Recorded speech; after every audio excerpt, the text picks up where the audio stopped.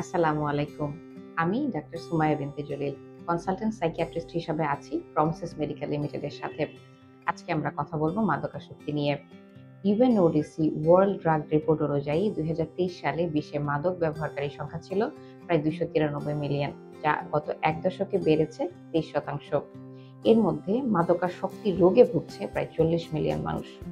বাংলাদেশের bureau of narcotic control বলছে ২০২২ সালে প্রায় ৮ মিলিয়ন বাংলাদেশি মানুষ ব্যবহার করতেন মাদক। এর মধ্যে প্রায় ২ মিলিয়ন রয়েছেন সিরিয়াস মাদকাসক্তি রোগে। এর মধ্যে উল্লেখযোগ্যভাবে বেড়ে গিয়েছে গত কয়েক দশকে মহিলা এবং শিশু কিশোরদের মাদক ব্যবহার। আসলে সবাই কি চিকিৎসা নিচ্ছেন? মাদকাসক্তি কিন্তু হঠাৎ করে হয় না। মাদকাসক্তির কারণ হিসেবে রয়েছে বিভিন্ন ধরনের মানসিক রোগ, যেমন অবসাদ, বন্ধু-বান্ধবের প্রভাব, বিভিন্ন ধরনের শিশু কিশোর বয়সের নির্যাতন, ট্রমা, মানসিক চাপ, মাদকের সহজলভ্যতা, পারিবারিক পরিবেশ, বেকারত্ব, ভবিষ্যতের অনিশ্চয়তা, নানাবিধ কারণ।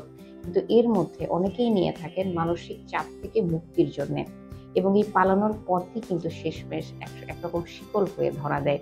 আমরা কিন্তু এই মাদকাসক্তি থেকে সহজেই বের হয়ে আসতে পারি না। মাদক তখন আমাদেরকে নিয়ন্ত্রণ করে, আমরা মাদককে নিয়ন্ত্রণ করতে পারি না। কিন্তু আশার কথা, মাদকাসক্তির জন্য কিন্তু অন্য সব মানসিক রোগের মতোই রয়েছে সুন্দর চিকিৎসা।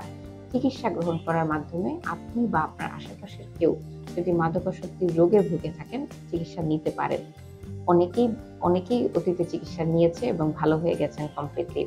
সাধারণত ডিটক্সিফিকেশন, বিভিন্ন ধরনের ওষুধপত্র, শারীরিক রোগের চিকিৎসা, সাইকোলজিক্যাল ইন্টারভেনশন, বিভিন্ন ধরনের সাপোর্ট গ্রুপ এবং ইন্ডিভিজুয়ালাইজড প্রোগ্রামিং ইত্যাদির মাধ্যমে মাদকাসক্তি রোগের চিকিৎসা হয়ে থাকে।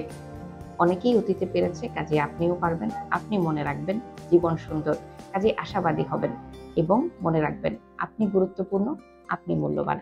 ধন্যবাদ।